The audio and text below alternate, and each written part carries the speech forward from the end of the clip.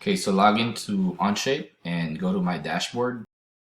Okay, scroll down to your learning paths and continue Introduction to CAD. Okay, so we should be at Introduction to 2D Drawings. This is the last of the contents that we need to accomplish in order for you to get a certificate.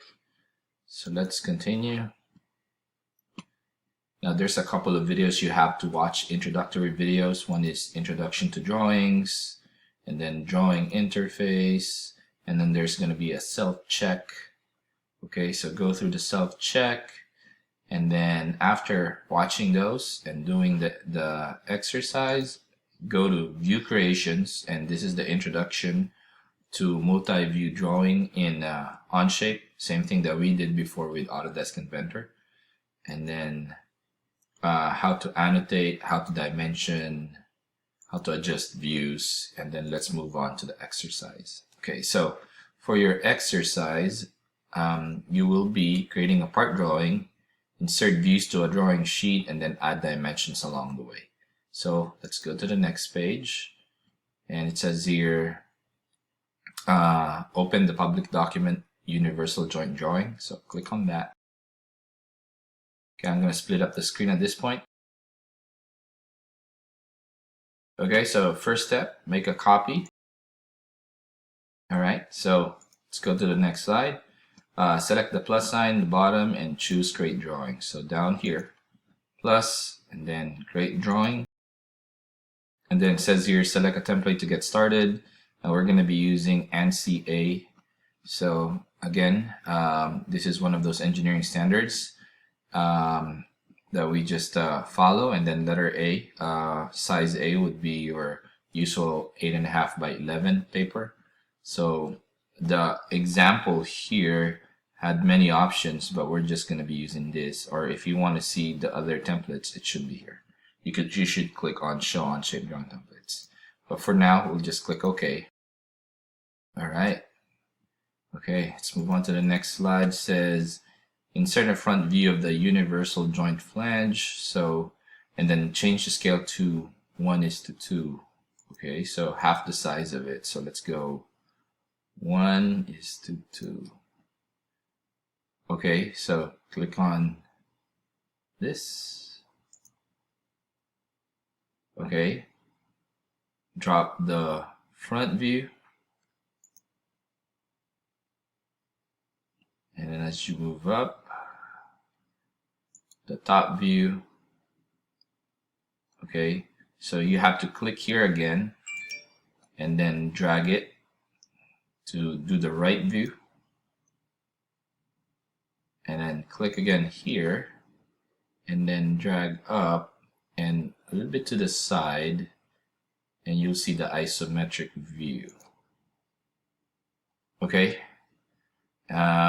So you have the three projected view or the orthographic, and then you have the isometric. If you remember before, so let me press escape. Okay, if you move these, the rest of them follows. Okay, the view follows. All right, let's go on to the next slide. It says here with the projected view tool, project. So I just did that. You got the top, you got the top, the front, the right side. Right click on the isometric. So right click on the isometric and then change the new scale. So you go to view properties, change the scale to 1:4. Okay, check, and then also it needs to be shaded. So right click, show shaded view. Okay, now we're just gonna move it here a bit. Okay, so we need to show the hidden lines for each view. So right click, show hidden lines. All right, so there you go. Those are the hidden lines. Same here. And last one. Okay, so hidden lines reveal part of the shape of the object or part of the geometry of the object that cannot be seen, like holes, for example, or chamfers, like these. Okay, let's move on to the next side. Right click on the drawing tab and select and rename it. So we got the name for this is drawing 1, so let's rename it to universal joint drawing. Okay, so next side, add center marks, center lines, and a circle center line to the orthographic views as shown. Okay, so any holes, circles have special marks and they're all up here and we have to add them up. For example, we need to add the center mark to here. So this is a circle. Okay, the base is a circle, so you have to move the mouse to one of the arcs or a part of the circle and click, and then the center mark gets affixed there. Okay, same here. And then we got these circles and same right here. Next one that we have to put would be the center lines.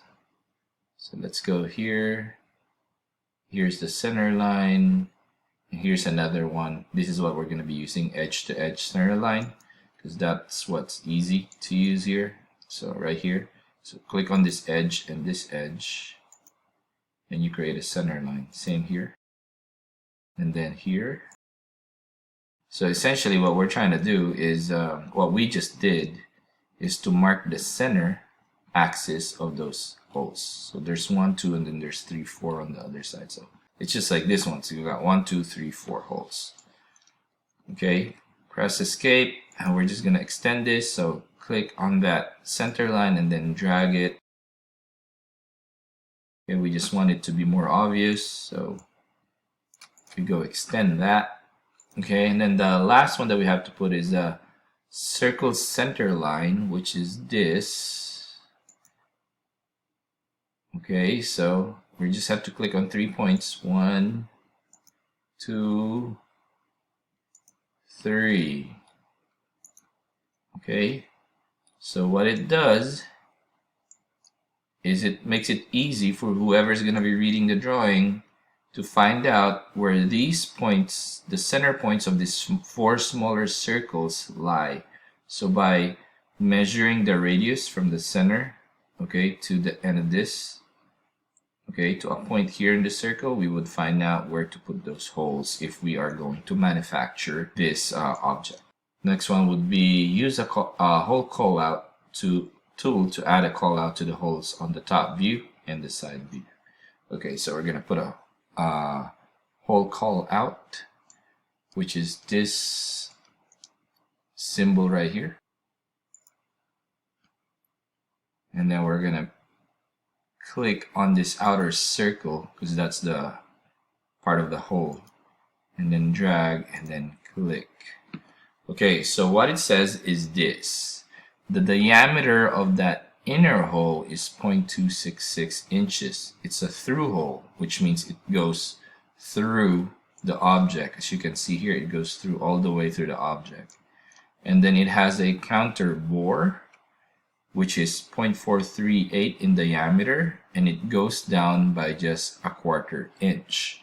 So what is a counter bore for? So here's an example of a bolt that you could put here.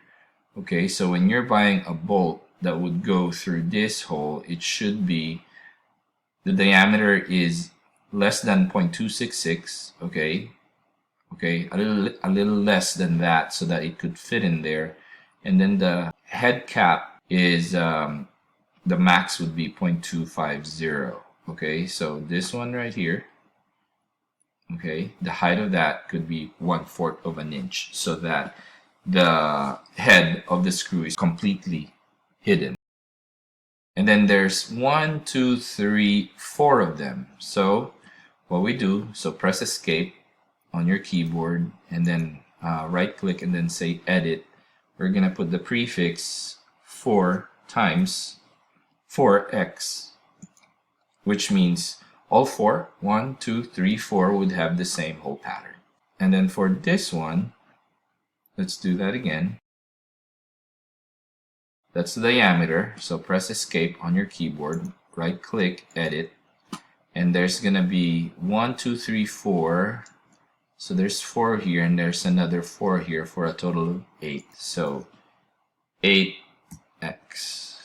Okay, and this is a through hole also. So it goes through it, but it won't show, but it should. Okay, so for some reason it won't. There's a way of possibly changing that. Okay. Alright, so go to the next slide. And then it says here, let's use the dimension tool to add the following dimensions. So let me zoom into this so I could see it better. Okay, so here's the dimension. So from the center of this hole to the center of this hole, the measurement is 3.282. That's correct.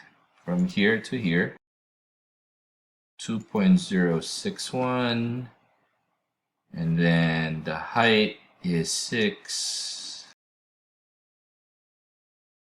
and the space between these two lines right here. And let's see what else we need to dimension. So this one right here. Okay, so let's add the angles. So click on this one and then this one to get that angle. So let's zoom in and then click here and then here to get that angle. Okay, and then the last one it's asking us to do would be diameters of 2 circles. So for the diameter, you have to go here and change it to choose diameter. So the first one would be this inner circle. And the last one is this circle center line diameter. Okay, and that's it. Press escape for the last time. Now we need to screen capture this, and then your name should show up here. Okay, drawn by right there. So that's the proof that I need. And also this part right here would be easier for me to see. So go ahead and screen capture. And then send this over to albericoj@mdusc.net. And then go ahead and close your document.